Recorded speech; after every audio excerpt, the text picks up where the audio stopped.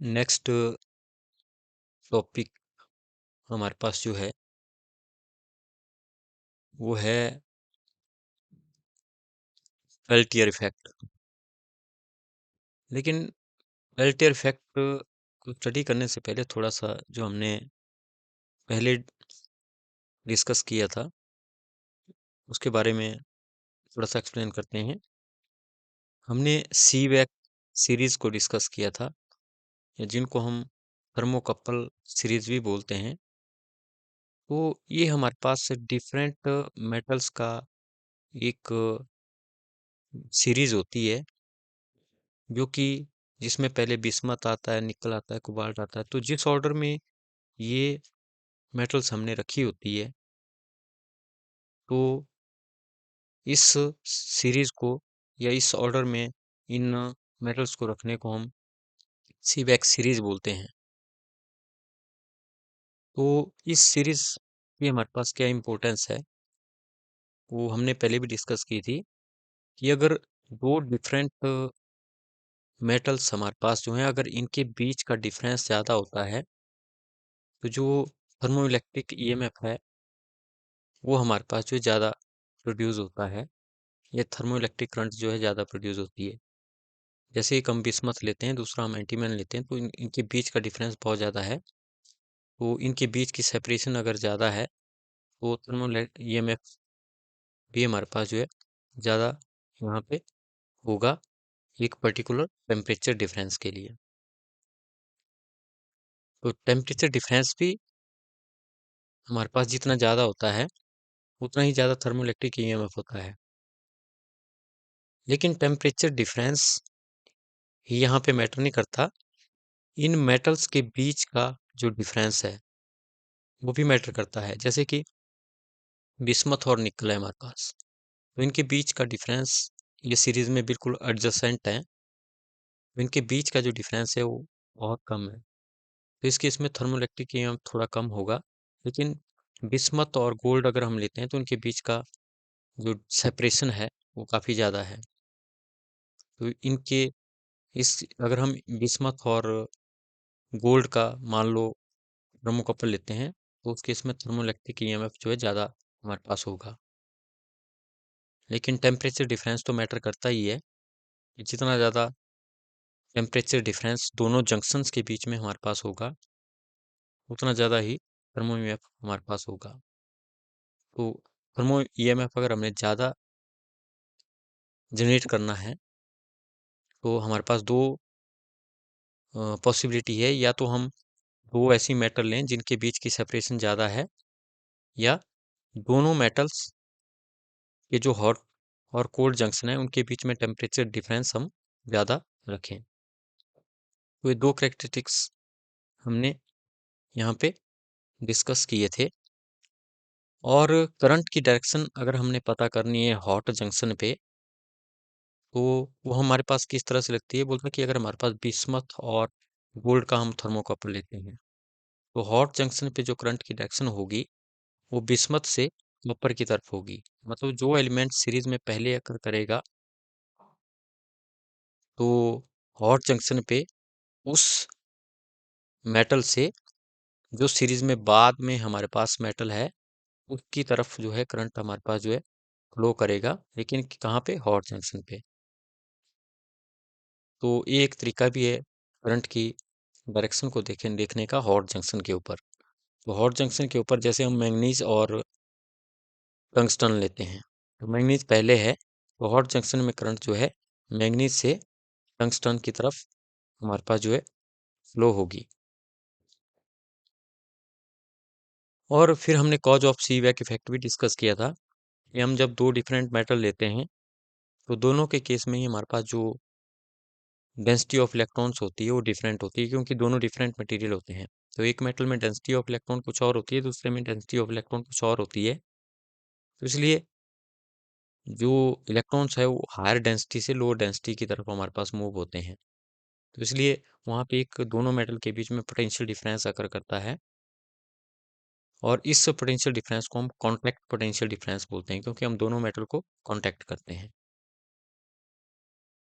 तो free electron की density different होने की वजह से हमारे पास जो सर्किट में करंट फ्लो होता है, तो हायर डेंसिटी से करंट इलेक्ट्रॉन जो है लो डेंसिटी की तरफ मूव होते हैं। लेकिन अगर हम जो एंड्स हैं उनको हीट करते हैं, तो हीट करने से भी इलेक्ट्रॉन की एनर्जी जो है बढ़ जाती है, इलेक्ट्रॉन एनर्जी गेन करते हैं, और एनर्जी गेन करने से जो हमारे पास इलेक्ट्रॉन्स है वो मूव करते हैं from the higher density toward the lower density sides. तो ये चीज़ हमने पहले डिस्कस की थी।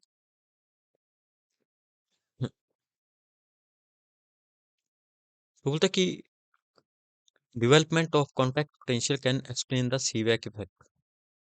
When two junctions of a thermocouple are at different temperatures, the contact potential at the hot junction is more than that at the cold junction.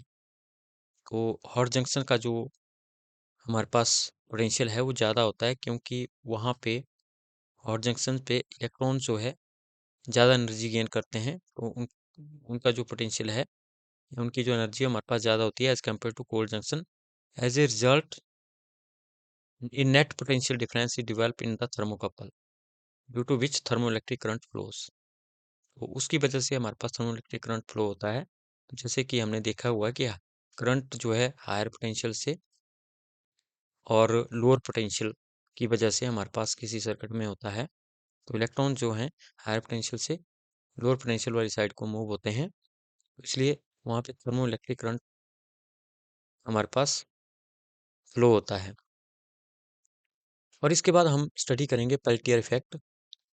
तो ये जो Peltier effect है हमारे पास, ये अगर हमने सी वैक इफेक्ट या थर्मोकपल इफेक्ट अच्छे से स्टडी किया है, तो इसको समझने में हमारे पास इतनी ज़्यादा प्रॉब्लम नहीं होती है, क्योंकि पेल्टियर इफेक्ट जो होता है ये सी वैक इफेक्ट का उल्टा होता है, कन्वर्स होता है। तो हम यहाँ पे डायग्राम देख सकते हैं। सी वैक इफेक्ट में हमने क्या देखा था कि एक साइड हम हॉट वाटर का बीकर लेते हैं, मतलब एक जंक्शन को हम हीट करते हैं और दूसरे जंक्शन को हम कूल करते हैं। तो जब हम ऐसा करते हैं तो सर्किट में करंट फ्लो होती है। लेकिन हम यहाँ पे उल्टा करते हैं, यहाँ पे हम एक ईएमएफ का सोर्स जोड़ देते हैं। मतलब अगर हम किसी सर्किट में करंट दौड़ाएं या किसी सर्किट में हम करंट फ्लो करें, तो जो थर्मोकपल के दोनों जंक्शन हैं, एक जंक्शन पे हमारे पास जो हीट इवॉल्व होती है और दूसरे जंक्शन पे हमारे पास जो है हीट एब्जॉर्ब होती है। तो उल्टा होता है हमारे पास। पहले सी बैक इफेक्ट में हमने क्या किया था कि हमने एक एंड जंक्शन को हीट किया था, दूसरे को कोल्ड किया था, तो सर्किट में करंट फ्लो हो रही थी। यहाँ पे हम क्या कर रहे हैं, सर्किट में करंट फ्लो करवा रहे हैं with the help of A battery. तो उस करंट की वजह से जो दोनों थर्मोकपल है उनका जो जंक्शन है, दोनों एक जंक्शन हमारे पास जो है हीट हो जाता है और दूसरा जंक्शन हमारे पास जो है कूल हो जाता है। तो एच का मतलब हॉट, सी का मतलब कोल्ड। तो heat is evolve at one junction and heat is absorbed at another junction when we provide a source of EMF to this thermocouple। बिल्कुल अपोजिट प्रोसेस है। वहाँ पे हम एक जंक्शन को हीट करते हैं, दूसरे को कूल करते हैं, तो सर्किट में थर्मोइलेक्ट्रिक ईएमएफ की प्रोडक्शन होती है। लेकिन यहाँ पे उल्टा है कि हम सर्किट को थर्मोइलेक्ट्रिक ईएमएफ देते हैं, तो उससे क्या होता है, एक जंक्शन हॉट हो जाता है, दूसरा जंक्शन हमारे पास जो है कूल हो जाता है। तो इस इफेक्ट को हम पेल्टियर इफेक्ट बोलते हैं। बोलता है if a current is made to flow through a thermocouple by connecting a cell और a battery in the circuit, then heat is evolved at one junction and it is absorbed at the another junction। इस effect को हम Peltier effect बोलते हैं because it was discovered by Jean C Peltier in 1834। तो Peltier effect is converse of Seebeck effect. बोलता है अगर हम दोनों इफेक्ट कंपेयर करें, तो बोलता है कि let a current flow in the thermocouple from a cell as shown in previous figure। In this case heat is absorbed at the junction C and will evolve at the junction H। तो जो heat होती है हमारे पास वो cold junction में हमारे पास absorb होगी और हॉट जंक्शन पे हीट हमारे पास जो है इवॉल्व होगी, क्योंकि अभी वो जंक्शन हमारे पास वहाँ पे हीट हो रहा है। लेकिन अगर हम प्रीवियस फिगर से कंपेयर करें तो ये हमारे पास यहाँ पे मैंने प्रीवियस फिगर बनाई हुई है जो कि थर्मोकपल की है। तो यहाँ पे हमने क्या देखा था कि इस हॉट जंक्शन इस वाले जंक्शन को हम हीट करते हैं, तो यहाँ पे हीट जो है एच पे एब्जॉर्ब होती है और सी पे हमारे पास हीट जो है इवॉल्व होती है। क्योंकि ये कूल हो रहा है तो हीट यहाँ से इवॉल्व हो रही है, निकल रही है, जिससे यहाँ पे हीट कम हो रही है। लेकिन यहाँ पे हम इसको हीट कर रहे हैं, हीट यहाँ पे एब्जॉर्ब हो रही है। एच पे हीट इवॉल्व होती है, सॉरी एब्जॉर्ब होती है, और सी पे हीट जो है इवॉल्व होती है। लेकिन ये जो पेल्टियर इफेक्ट है, पेल्टियर इफेक्ट के केस में हमारे पास उल्टा होता है कि एच पे हीट इवॉल्व होती है और सी पे हीट हमारे पास जो है एब्जॉर्ब होती है। इसलिए हम क्या बोलते हैं कि Peltier effect is converse of Seebeck effect. तो वही चीज यहाँ पे एक्सप्लेन की हुई, let the current flow in the thermocouple from a cell. In this case heat is absorbed at the junction C and evolved at the junction H. तो पिछले figure से अगर हम इसको कंपेयर करें तो हीट उस केस में क्या था कि heat was absorbed at the hot junction H and it was evolved at the junction C. thus Peltier effect is converse of Seebeck effect। और फिर हम डिस्कस करते हैं पेल्टियर कोफिशिएंट को। पेल्टियर इफेक्ट पेपर में क्वेश्चन पूछ सकते हैं, what do you mean by Peltier effect.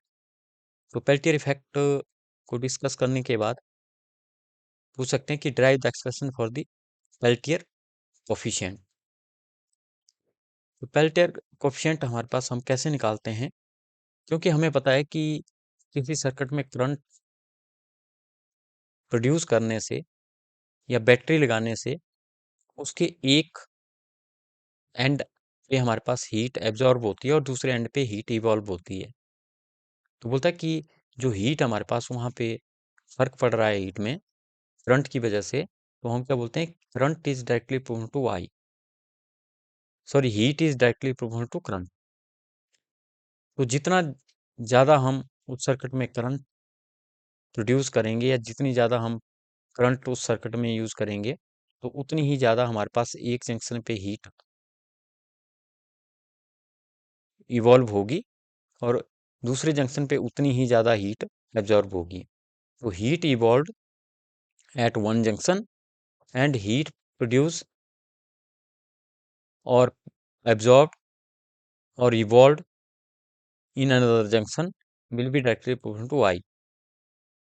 तो अगर हम एक एंड लें तो वहाँ पे हीट इवॉल्व होगी, दूसरा एंड लें तो वहाँ पे हीट एब्जॉर्ब होगी। तो उस केस में जो हीट होती है वो करंट पे डिपेंड करती है, जितना ज़्यादा करंट हम देंगे उतनी ज़्यादा हीट इवॉल्व और एब्जॉर्ब हमारे पास होगी। और हीट इवॉल्व और absorb will also depend upon the time. तो जैसा कि हमें पता है कि जितनी ज़्यादा टाइम अगर हम किसी सर्किट में से करंट प्रोड्यूस या किसी थर्मोकपल में से करंट सप्लाई करेंगे, तो जितनी देर तक करंट हम फ्लो करेंगे तो हीटिंग भी उतनी ज़्यादा हमारे पास होगी। तो टाइम पे भी हीट इवॉल्व और हीट एब्जॉर्ब डिपेंड करती है। तो इसलिए दोनों को अगर हम इकट्ठा करें, Q is directly equal to I and Q is directly equal to T, तो हम क्या लिख सकते हैं, Q is directly equal to I T. तो प्रोपोर्शनलिटी साइन को हटाने के लिए हम यहाँ पे एक कांस्टेंट यूज करते हैं पाई। तो इसको हम क्या बोलते हैं, Q equal to pi I T. तो ये जो पाई होता है इस पाई को हम पेल्टियर कोफिशिएंट बोलते हैं। और अगर हमने इस पेल्टियर पेल्टियर कोफिशिएंट को यहाँ पे फाइंड आउट करना है पाई को, तो इस आई टी को हम क्यू के बटे में यहाँ पे ले जाते हैं। तो पाई हमारे पास बनेगा Q divided by I T. तो पाई को हम अब डिफाइन कर सकते हैं कि Peltier coefficient is equal to heat evolve और absorb per unit current per unit time, क्योंकि यहाँ पे करंट और टी है जो कि बटे में है, तो हम क्या बोलेंगे, Peltier coefficient is heat evolve और absorb per unit current per unit time. अगर हम I1 लेते हैं, T1 लेते हैं, तो उसको हम यूनिट करंट और यूनिट टाइम बोलेंगे।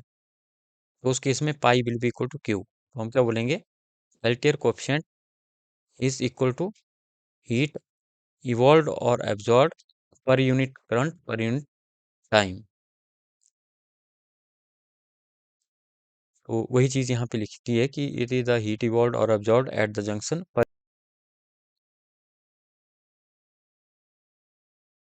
नेक्स्ट जो टॉपिक है हमारे पास वो है थॉम्सन इफेक्ट। तो इससे पहले हमने थर्मोकपल इफेक्ट या सीबेक इफेक्ट पढ़ा, फिर हमने पेल्टियर इफेक्ट पढ़ा, जो कि हमारे पास थर्मोकपल के इफेक्ट हैं दोनों ही, और जो हमारे पास पेल्टियर इफेक्ट है वो सीबेक इफेक्ट का उल्टा है, कन्वर्स है। तो थर्मोकपल इफेक्ट या सीबेक इफेक्ट में हम क्या करते हैं कि तो दोनों जंक्शन होते हैं थर्मोकपल के, उनको हम एक जंक्शन को हीट करते हैं, दूसरे को हम कोल्ड करते हैं, तो थर्मोकपल में करंट प्रोड्यूस होता है जिसको कि हम थर्मोइलेक्ट्रिक करंट बोलते हैं। लेकिन जो हमारे पास पेल्टियर इफेक्ट है उसमें हमारे पास उल्टा हम करते हैं कि हम क्या करते हैं कि थर्मोकपल में से करंट फ्लो करवाते हैं, उसकी वजह से जो दोनों जंक्शन है, एक जंक्शन हमारे पास हीट होता है और दूसरा जंक्शन हमारे पास जो है कोल्ड होता है, इस वजह से जो हम करंट उसमें फ्लो करवाते हैं। तो दोनों इफेक्ट एक दूसरे के उल्टे हैं। लेकिन इसके बाद है हमारे पास थॉम्सन इफेक्ट। थॉम्सन इफेक्ट हमारे पास क्या होता है कि एक कंडक्टर अगर हम लेते हैं, तो कंडक्टर हमारे पास कोई भी मेटल का पीस हो सकता है, और उस मेटल के पीस में से हम करंट को फ्लो करवाते हैं, और उस मेटल के पीस को हम एक टेम्परेचर ग्रेडियंट में रखते हैं, मतलब कि एक एंड हमारे पास उसका हॉट है और दूसरा एंड उसका हमारे पास अगर कोल्ड है, तो ऐसे कंडक्टर में से जिसको कि हमने एक एंड को हीट किया हुआ, दूसरे को हमने कोल्ड किया हुआ है, ऐसे कंडक्टर में से हम करंट पास करते हैं, तो या तो उस कंडक्टर में से हीट निकलती है, या तो उस कंडक्टर में हीट एब्जॉर्ब हमारे पास होती है। मतलब क्या हुआ कि वो कंडक्टर या तो गर्म हो जाता है या तो हमारे पास जो है ठंडा हो जाता है। हीट इज आइदर इवॉल्व और absorb along the length of the conductor, तो उसकी लेंथ की साइड जो है उसकी लेंथ की तरफ जो है हीट या तो इवॉल्व होती है या तो हीट एब्जॉर्ब होती है। लेकिन करंट हम उस कंडक्टर में किस डायरेक्शन में सेंड कर रहे हैं, उसके अकॉर्डिंगली ही या तो हीट उस कंडक्टर में से इवॉल्व होगी या तो हीट उस कंडक्टर में एब्जॉर्ब होगी। तो होता है direction of flow determines whether heat is evolve और एब्जॉर्ब। तो करंट की डायरेक्शन पे डिपेंड करता है कि उस मेटल के पीस में से हीट एब्जॉर्ब होगी या हीट इवॉल्व हमारे पास होगी।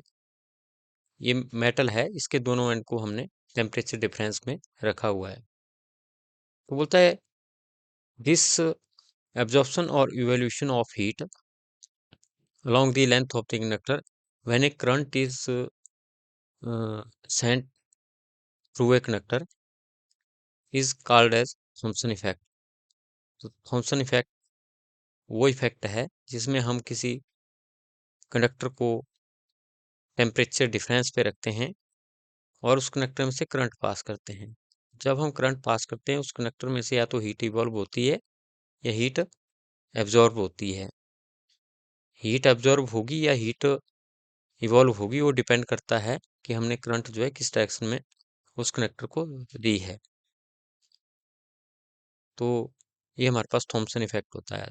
तो थॉम्सन इफेक्ट से ही हमारे पास जो थॉम्सन कोएफिशिएंट आता है, तो थॉम्सन कोएफिशिएंट हम कैसे निकाल सकते हैं, कुछ ऐसे उसको हम कैसे डिफाइन कर सकते हैं, तो एक एक्सपेरिमेंटल तरीका है। वो बोलता है कि जब हम किसी कंडक्टर में से करंट पास करते हैं, तो मान लो उसमें से क्यू हीट या तो इवॉल्व होती है या तो एब्जॉर्ब होती है। तो करंट की वजह से हीट हमारे पास जो है इवॉल्व या एब्जॉर्ब हो रही है। तो हम क्या बोल सकते हैं कि हीट इवॉल्व और absorb along the length of the conductor will be directly proportional to current passed through the conductor। तो अगर हम किसी करंट कंडक्टर में से करंट पास करते हैं तो हीट या तो इवॉल्व होती है एब्जॉर्ब होती है। तो जितनी ज़्यादा करंट हम पास करेंगे उतनी ज़्यादा हीट यहाँ पे इवॉल्व या एब्जॉर्ब हमारे पास होगी। तो हम क्या बोल सकते हैं कि U is directly equal to I. और दूसरा, हीटिंग उस मेटल की ज़्यादा होगी अगर ज़्यादा टाइम के लिए हम करंट फ्लो करवाएंगे। तो when the time will be more, heat will be more. क्योंकि ज़्यादा टाइम वो हीट होता रहेगा तो हीटिंग उसकी ज़्यादा होगी। तो heat will also depend upon the time, so Q will be directly to time. और जो हीट इवॉल्व या अब्जॉर्ब है वो आपके टेम्परेचर डिफरेंस पे भी डिपेंड करती है कि हमने उस कंडक्टर का जो दोनों एंड है वो कितने टेम्परेचर पे रखे हुए हैं। अगर उनके बीच का डिफरेंस ज़्यादा है तो हीट भी हमारे पास जो ज़्यादा इवॉल्व होगी या अब्जॉर्ब होगी। तो Q will be directly proportional to D T. तो इन तीनों को अगर हम इकट्ठा करें तो हम क्या बोलेंगे, Q will be directly equal to I T into D T. तीनों ये जो हमारे पास यहाँ पे इक्वेशन है हम तीनों को इकट्ठा कर सकते हैं क्योंकि यहाँ पे हम हीट की बात कर रहे हैं। तो heat directly equal to current की भी होती है, heat directly equal to time की भी होती है, और heat directly equal to temperature difference की भी होती है। तो इसलिए हम क्या बोलेंगे, Q will be directly proportional to I T into D T. तो इस प्रोपोर्शनलिटी साइन को हटाने के लिए यहाँ पे हम एक कांस्टेंट यूज करते हैं जिसको सिग्मा हम यहाँ पे लेते हैं, और इस सिग्मा को हम थॉम्सन कोएफिशिएंट भी बोलते हैं।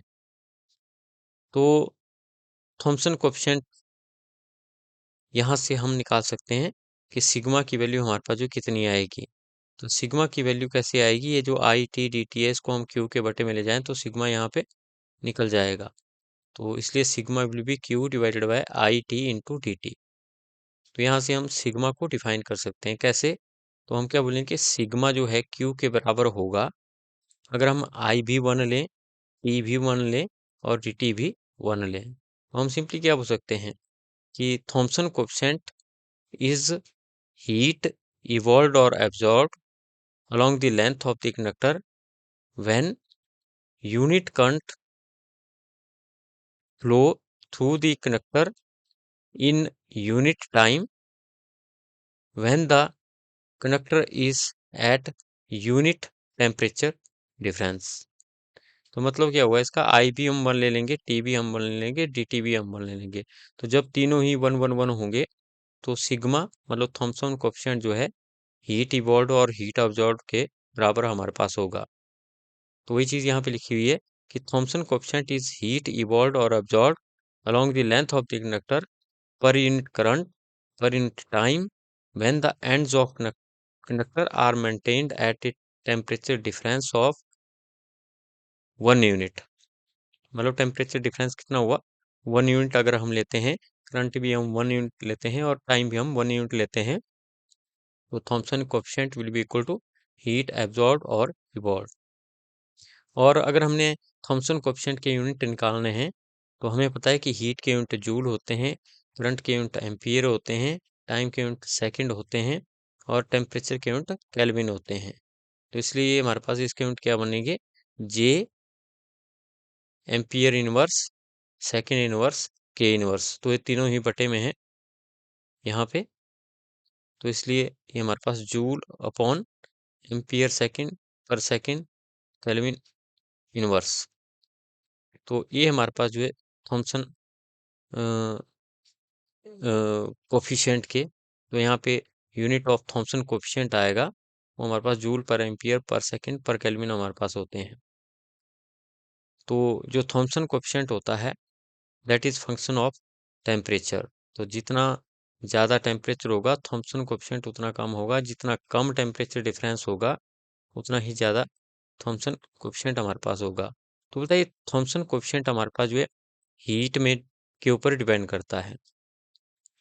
तो अगर किसी सिस्टम में हमारे पास हीट एब्जॉर्ब होती है तो उस केस में हम क्यू को नेगेटिव लेते हैं, और किसी केस में अगर हीट इवॉल्व होती है किसी सिस्टम से मतलब सिस्टम हीट देता है तो उस केस में हमारे पास साइन हम डिफरेंट लेते हैं।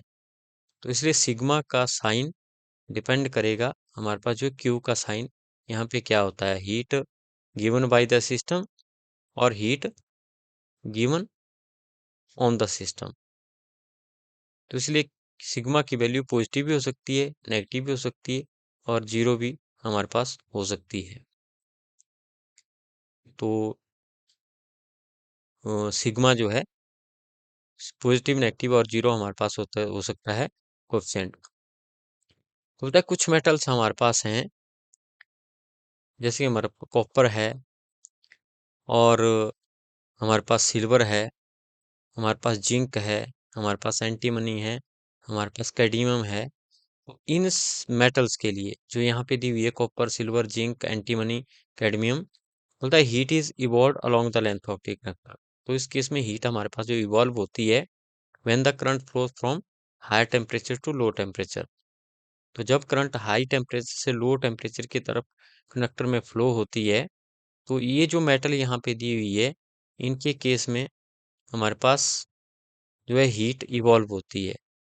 तो जब हीट इवॉल्व होती है मतलब सिस्टम जो है हीट किसी को देता है, तो उस केस में हमारे पास जो क्यू है वो हम पॉजिटिव लेते हैं, तो थॉम्सन कोएफिशिएंट हमारे पास जो है इसकी वैल्यू हमारे पास जो पॉजिटिव आती है। तो इन मेटल्स के लिए थॉम्सन कोएफिशिएंट जो है पॉजिटिव होता है। लेकिन बोलता है हमारे पास कुछ ऐसी मेटल्स हैं जिनके लिए थॉम्सन कोएफिशिएंट जो है नेगेटिव होता है, जैसे कि बिस्मथ है, कॉपर है, प्लेटिनम है, निकल है, आयरन है। तो बोलता है इस केस में हमारे पास हीट जो है एब्जॉर्ब होती है along the length of the conductor. तो along the length of the conductor जो हमारे पास कंडक्टर है वो हीट गेन करता है या हीट उसमें एब्जॉर्ब होती है जब करंट हायर टेम्परेचर से लो टेम्परेचर वाली साइड को फ्लो होती है। तो इन मेटल्स के लिए जो हमारे पास थॉम्सन कोएफिशिएंट होता है वो नेगेटिव होता है। लेकिन बोलता है कि हमारे पास एक ऐसा मटेरियल है, हमारे पास एक ऐसी मेटल है जिसको कि हम लेड बोलते हैं। बोलता है इसमें heat is neither evolve nor absorb. ना तो हीट हमारे पास इवॉल्व होती है, ना ही हीट हमारे पास एब्जॉर्ब होती है जब करंट जो है उस लेड में से हमारे पास फ्लो करता है, अगर हम टेम्परेचर डिफरेंस जो है दोनों एंड के बीच में वहाँ पे क्रिएट करते हैं। तो हमारे पास अगर कोई लेड का मटेरियल है, उसकी एक एंड का टेम्परेचर कुछ और है, दूसरे एंड का टेम्परेचर कुछ और है, तो उस केस में हम उसमें से करंट पास करते हैं तो ना ही हीट इवॉल्व होती है, ना ही हीट एब्जॉर्ब होती है। तो मतलब क्या हुआ, इस केस में जो क्यू है वो हमारे पास जीरो होता है, तो सिग्मा भी हमारे पास इस केस में जीरो होगा। तो इसलिए बोलता है कि therefore Thomson coefficient for lead is zero, that is why lead is taken as the second element और the base in studying the thermoelectric behaviour of the metals. तो अगर हमें किसी दूसरे मटेरियल का थॉम्सन कोएफिशिएंट या उसका जो थर्मोइलेक्ट्रिक बिहेवियर है वो हमने निकालना है, तो कई बार हम बेस मेटल मतलब उसको सपोर्ट करने के लिए लेड का यूज़ भी करते हैं, क्योंकि लेड का जो थॉम्सन कोएफिशिएंट है वो हमारे पास जो जीरो होता है, तो हीट या करंट उसमें से पास करने से हमारे पास ना तो हीट उसमें से इवॉल्व होती है ना एब्जॉर्ब होती है। तो इसलिए लेड का यूज़ हम जो है as a base metal to study the thermoelectric behaviour of another metals के लिए हम जो है लेड का यूज़ करते हैं। और हम बात करते हैं अगर कॉज ऑफ थॉम्सन इफेक्ट, तो थॉम्सन इफेक्ट का क्या रीजन है, तो बोलता है रीजन वही है जो हमने पहले पढ़ा था, अ, अपने जो पेल्टियर इफेक्ट है या हमारे पास जो सीबेक इफेक्ट है। बोलता है कि हमारे पास जो डेंसिटी ऑफ फ्री इलेक्ट्रॉन्स है in a conductor depend upon the temperature. तो इलेक्ट्रॉन की डेंसिटी हमारे पास जो टेम्परेचर पे डिपेंड करती है। अगर टेम्परेचर बढ़ेगा तो हमारे पास जो फ्री इलेक्ट्रॉन्स हैं उनकी डेंसिटी पे फर्क पड़ेगा, एक एंड पे और दूसरे एंड पे। बोलता है so a potential gradient is devolve in a conductor maintain at different gradient temperature. किसी मेटल का एक साइड का टेम्परेचर ज़्यादा है तो उस साइड के जो इलेक्ट्रॉन है वो ज़्यादा एनर्जी गेन करेंगे as compare to another side. तो उस टेम्परेचर ग्रेडियंट की वजह से जो इलेक्ट्रॉन है वो एक साइड से दूसरी साइड की तरफ मूव करेंगे। तो बोलता है when current flows through such a conductor heat is absorbed if current flows from lower potential to higher potential. तो जब ऐसे मेटल में से करंट पास करेगी तो हीट एब्जॉर्ब होगी अगर करंट जो है लोअर पोटेंशियल से हायर पोटेंशियल की तरफ हमारे पास जो है फ्लो होती है, और हीट इवॉल्व होगी अगर करंट हायर पोटेंशियल से लोअर पोटेंशियल वाली साइड को जाती है। तो ये हमारे पास जो है इसका रीजन है थॉम्सन इफेक्ट का। When current flows such a conductor heat is absorbed if current flow from lower potential to higher potential and it is evolved if current flows from higher potential to lower potential। तो Thompson effect जो होता है वो भी reversible nature का होता है। कैसे? तो बोलता है कि अगर हम किसी मेटल को डिफरेंट टेम्परेचर ग्रेडियंट पे रखें और करंट अगर हम एक डायरेक्शन में भेजते हैं तो बोलता है कि हीट इज अब्जॉर्ब्ड, और अगर हम करंट को उल्टी डायरेक्शन में भेजते हैं तो उस केस में हीट जो है इवॉल्व हमारे पास होगी। तो इसलिए हम बोलते हैं कि थॉम्सन इफेक्ट हमारे पास जो है रिवर्सिबल है। मतलब अगर हम किसी मेटल के पीस में से करंट पास करेंगे और उस मेटल के पीस को हमने जो है टेम्परेचर डिफरेंस पे रखा हुआ है, एक एंड पे टेम्परेचर कुछ और है, दूसरे एंड पे टेम्परेचर कुछ और है, तो मान लो हम उसमें से करंट पास करते हैं किसी पर्टिकुलर डायरेक्शन में, तो या तो हीट अब्जॉर्ब हो सकती है, हीट इवॉल्व हो सकती है। मान लो उसमें अगर हीट अब्जॉर्ब हुई है और हम क्या करें कि करंट की डायरेक्शन को चेंज कर दें, हम अपोजिट डायरेक्शन से करंट सेंड करें, तो उस केस में हमारे पास हीट जो है इवॉल्व होगी अगर पहले डायरेक्शन में जब हमने करंट पास किया था तो उस केस में अगर हीट हमारे पास जो है एब्जॉर्ब हुई होगी। तो हीट एब्जॉर्प्शन चेंज हो जाता है हीट इवोल्यूशन में अगर हम करंट की डायरेक्शन को चेंज करते हैं। इसलिए बोलते हैं कि जो थर्मो थॉम्सन इफेक्ट है दैट इज आल्सो रिवर्सिबल।